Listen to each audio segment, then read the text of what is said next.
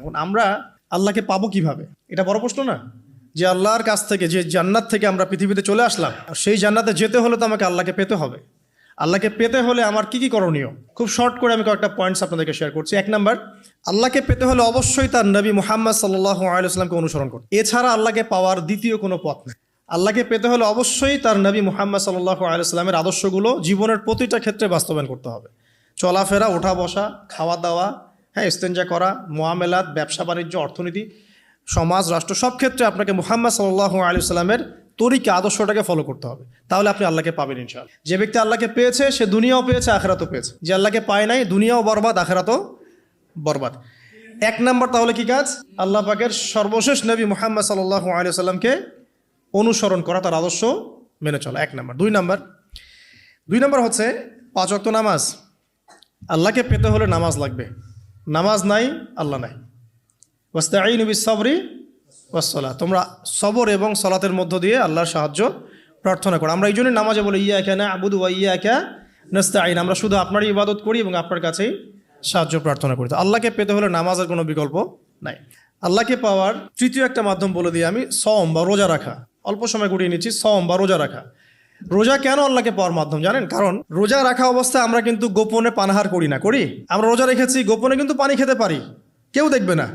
গোসল করছেন, আপনি পানি খেতে পারেন, কেউ দেখবে? দেখবে না। লুকিয়ে লুকিয়ে আপনি কিন্তু খাবার খেতে পারেন, কেউ দেখবে না, বাসায় কেউ নাই দেখার, কিন্তু আপনি খান না। আপনি সবর করেন, সহ্য করেন, একদম সূর্যাস্তের সময় গিয়ে আপনি ইফতার করেন। এই যে কাজটা আপনি কেন করেন? কারণ আপনি ফিল করেন যে আল্লাহ আপনাকে দেখছেন। কেউ আপনাকে দেখুক না দেখুক, আল্লাহ আপনাকে দেখছেন। এটাই হচ্ছে ইহসান, এটাই হচ্ছে আল্লাহ পাকের মারিফতকে উপলব্ধি করা। আল্লাহ রাসূল সাল্লাল্লাহু আলাইহি ওয়াসাল্লাম বলেছেন, ইহসান হচ্ছে আন তা'বুদাল্লাহা কাআন্নাকা তারাহ, তুমি এমনভাবে আল্লাহর ইবাদত করবে যেন তুমি আল্লাহকে দেখছো। ওয়া ইল্লাম তাকুন তারাহু ফাইন্নাহু ইয়ারাক, তুমি আল্লাহকে দেখতে না পারলেও বিশ্বাস করবে আল্লাহ তোমাকে দেখছেন। তো এটা রোজা রাখলে উপলব্ধি হয় না যে আল্লাহ আমাকে দেখছেন? এটা হচ্ছে আল্লাহকে পাওয়ার মাধ্যম। এই জন্য রমাজানের রোজা অবশ্যই রাখবো ইনশাআল্লাহ। পাশাপাশি এই যে সোমবার, বৃহস্পতিবার বা এই যে মাসের 3 দিন আইয়ামে বীজের সওম আছে, 13, 14, 15, আরাফার সওম, আশুরার সওম বা নফল সওম, এগুলো রাখার অভ্যাস করলে আল্লাহকে পাওয়া যাবে ইনশাআল্লাহ তাআলা। আল্লাহ পাক আমাদেরকে বেশি বেশি সওম রাখার তৌফিক দান করুন। এবং আমাকে, আপনাদের সবাইকে বিগত জীবনে আমরা যারা বিভিন্ন সময় সওম রাখি নাই বা রাখতে পারি নাই, বা বিভিন্ন সালাত পড়ি নাই, পড়তে পারি নাই, এগুলোকে হিসেব করে আদায় করার তৌফিক আল্লাহ পাক দান করুন, আমিন। 4 নাম্বার একটা মাধ্যম বলে দিই আল্লাহকে পাওয়ার, সেটা হলো তিলাওয়াতে কোরআন। কোরআন তেলাওয়াত যে যত বেশি করবে, অর্থ উপলব্ধি করে পড়বে, সে আল্লাহ পাককে চাক্ষুষ পাবে ইনশাআল্লাহ।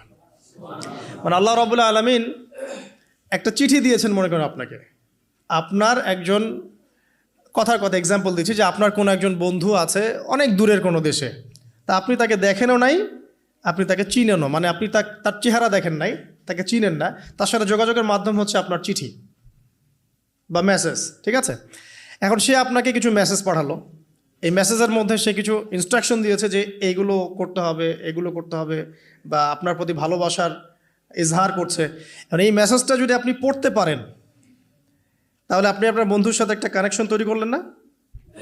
বুঝতে পারছি না? আচ্ছা, এখন সমস্যা হচ্ছে কি, আমরা ওই মেসেজটা পড়তেই পারি না। আমরা তো কোরআনটা পড়তেই জানি না, তাহলে মেসেজটা পাবো কীভাবে? আর যারা পড়তে জানি সেই ভাষাটা বুঝি না। এখন ওই বন্ধু মনে করেন চিঠি লিখেছে বাংলা ভাষায়, আর আপনি বাংলা পড়তে জানেন না, তাহলে কি পারবেন উপলব্ধি করতে তার মনের ভাব, সেই বন্ধুর আবেগ, ভালোবাসা, প্রেম আপনি কি উপলব্ধি করতে পারবেন? লিখেছে সে উর্দু দিয়ে বা ইংরেজিতে, আপনি ইংরেজি বোঝেন না, ইংরেজি লিখতে পারেন না, তাহলে কি আপনি তার চিঠি বুঝতে পারবেন? এখন আমরা যেহেতু আরবি বুঝি না, এই কারণে কোরআনের মধ্যে কি বলেছেন আল্লাহ রাব্বুল আলামিন আমরা উপলব্ধি করতে পারছি না। আমি কি বুঝাতে পারছি? তো কোরআন শুধুমাত্র তিলাওয়াত করা যথেষ্ট নয়। তিলাওয়াত করলে আপনি প্রত্যেক হরফে 10 নেকি পাবেন, কোনো সমস্যা নাই, কিন্তু ওই মেসেজটাকে উপলব্ধি করতে হলে আপনার অর্থটা জানতে হবে। অর্থ জানলে পরে আপনি দেখবেন আল্লাহকে আপনি চাক্ষুষ সামনে পাচ্ছেন ইনশাআল্লাহ তাআলা। আপনি হতাশ হয়েছেন, হতাশা দূর করার জন্য সূরা আছে কোরআনে। বিপদে পড়েছেন, বিপদ দূর করার সূরা আছে কোরআনে। আপনার রিজিকের সমস্যা কাটানোর সূরা কোরআনে আছে। কোনো হাজতের প্রয়োজন, সূরা ইয়াসিন, হাজতের সূরা চলে আসে। অসুস্থ হয়েছেন, শেফার সূরা কোরআনে আছে। বা কাউকে জিন টোনা করা হয়েছে, বানটোনা করা হয়েছে, ওর শেফাও কোরআনে আছে। এমন কোনো বিষয় নাই যেটা আল্লাহ রাব্বুল আলামিন কোরআনের মধ্যে নাজিল করেন নাই। ব্যবসা করতে চান, কোরআন কথা বলবে, ঠিক আছে? আপনি সামাজিক বিষয়ে ডিল করতে চান, সূরা হুজুরাত কথা বলবে। আপনি ইতিহাস ভালোবাসেন, কোরআনে ইতিহাস দিয়ে ভর্তি করা আছে। আপনি কাব্য ভালোবাসেন, কবিতা পড়তে ভালোবাসেন, কোরআনের মধ্যে কবিতা দিয়েও ভর্তি আছে। আর রহমান আল্লামাল কোরআন খলাকাল ইনসান, এখানে ছন্দ আছে না? প্রত্যেকটা ছন্দ। ওয়ান নাজমি ইযা হাওয়া মা দাল্লা সাহিবুকুম ওয়া মা গাওয়া ওয়া মা ইয়ানতিকু আনিল হাওয়া, ছন্দ আছে না? আপনি উপন্যাস ভালোবাসেন, কোরআনে অনেক উপন্যাস আছে, পড়ে দেখেন। যা চান তাই পাবেন কোরআনে। এক কথায় আপনি আল্লাহকে পাবেন কোরআনের মধ্য দিয়ে। তো কোরআনের সাথে যার সম্পর্ক যত বেশি, আল্লাহর মারেফত সে তত বেশি পাবে ইনশাআল্লাহু আজ্জা ওয়া জাল্লা। 4টা বলেছি না? 5 নম্বর হচ্ছে হজ ওমরা করা। হজ ওমরা আল্লাহ পাক আমাদের সবাইকে বেশি বেশি করার তৌফিক দেখ। হজ এবং ওমরা এমন কিছু কাজ আছে যে কাজগুলো সরাসরি আপনার সাথে আল্লাহ পাকে কানেকশন করাবে। আরাফার মাঠে যাবেন, ওই মাঠে কি কিয়ামত হবে না? আল্লাহকে চিনতে পারবেন এখানেই। তারপরে যে সাই করেন না, সাফা মারওয়া সাই করে, ওখানে গেলে আপনি বুঝতে পারবেন যে কিভাবে ইসমাইল আলাইহিস ইসলামকে পানি দেওয়ার জন্য তার মা হাজারা এখানে দৌড়দৌড়ি করেছেন। বাইতুল্লাহ দেখবেন, আপনি চিনবেন যে আল্লাহর তাওহীদ কি জিনিস। চোখে দেখার সাথে সাথেই আপনার ভিতরে এমন একটা ফিলিংস আসবে যেটা ভাষায় প্রকাশ করা যাবে না। চোখে দেখার সাথে সাথেই এমন একটা ফিলিংস আসবে, আপনাকে আমি এটা ভাষায় প্রকাশ করে বোঝাতে পারবো না। আপনি জানবেন ইব্রাহিম আলাইহিস সালাম এবং তার ছেলে ইসমাইল আলাইহিস সালাম বাপ বেটা মিলে রাজমিস্ত্রির কাজ করেছে। এটা আপনি জামজাম কূপ দেখবেন, পানি পান করবেন, আল্লাহকে চিনতে পারবেন যে এই কূপ তো অলৌকিক। এই কূপের মতো কূপ নাই পৃথিবীতে, এর পানি কখনো শেষ হয় না, এবং এই পানি খেয়ে মানুষ বেঁচে থাকতে পারে, খাবারের দরকার হবে না। দীর্ঘদিন পর্যন্ত এই পানি খেয়ে মানুষ বেঁচে থাকতে পারবে, খাবারের প্রয়োজন হয় না।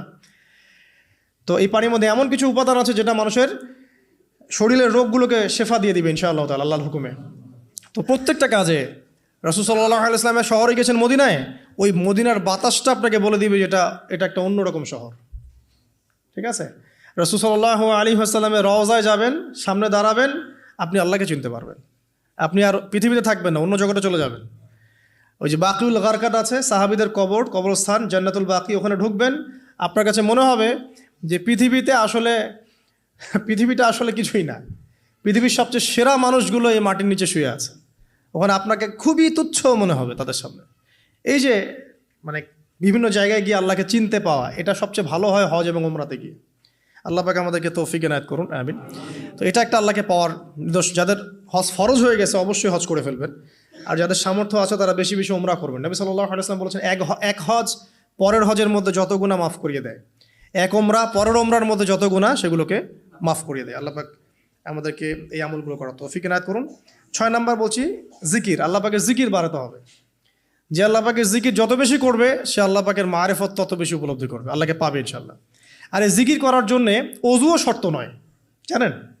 আল্লাহর জিকির করার জন্য কিন্তু অজু শর্ত নয়। আপনি মনে মনে চলতে ফিরতে অলওয়েজ সুবহানাল্লাহ, আলহামদুলিল্লাহ, আল্লাহু আকবার, লা ইলাহা ইল্লাল্লাহ, আস্তাগফিরুল্লাহ পড়তেই থাকতে পারেন। কষ্টের কিছু আছে? খালি জবান চলবে। মাঠে কাজ করছেন, ওই যে লাঙল দিয়ে কাজ করছেন, সেচ দিচ্ছেন, আপনি পড়তে থাকবেন আস্তাগফিরুল্লাহ ওয়া আতুবু ইলাইহি, লা হাওলা ওয়ালা কুওয়াতা ইল্লা বিল্লাহ, সুবহানাল্লাহ, আলহামদুলিল্লাহ, লা ইলাহা ইল্লাল্লাহ, আল্লাহু আকবার। কোনো সমস্যা নেই। রান্না বান্না করছে মেয়েরা, এটা করতে করতে পড়তে পারবে না? গাড়ি ড্রাইভ করতে করতে আপনি পড়তে পারবেন লা ইলাহা ইল্লাল্লাহ ওয়াহদাহু লা শারীকা লাহু, লাহুল মুলকু ওয়া লাহুল হামদু ওয়া হুয়া আলা কুল্লি শাইইন কাদির। যে কোনো কাজ করতে করতেই ইল্লাল ইস্তেনজা বাদ দিয়ে। ইস্তেনজা কি জিনিস? প্রসাব পায়খানা। এই সময় এগুলো মুখ দিয়ে বলবেন না, দরকার নাই। আপনি এরপরে যে সময়গুলো আছে এগুলোতে আপনি জিকির বাড়াবেন। যে যত বেশি জিকির করবে তার কলব তত বেশি পরিচ্ছন্ন হবে। যার কলব যত পরিচ্ছন্ন, আল্লাহর নূর তার কলবে তত বেশি আসবে, সে আল্লাহ পাকে তত কাছে পাবে ইনশাআল্লাহু আজ্জা ওয়া জাল। 7 নাম্বার দোয়া ইস্তেগফার বাড়িয়ে দেয়া। আল্লাহর কাছে বেশি বেশি দোয়া করতে হবে। দোয়া বাড়িয়ে দেন। দোয়ার জন্য হুজুর ডাকতে হবে না, দোয়ার জন্য আমাকে ডেকে বাসায় খাওয়ানোরও দরকার নেই আপনার। দোয়ার জন্য আপনি যথেষ্ট। নামাজে দাঁড়ান, নামাজের সেজদায় দোয়া করেন। নফল নামাজ পড়েন, নফল নামাজের সেজদায় দোয়া করেন।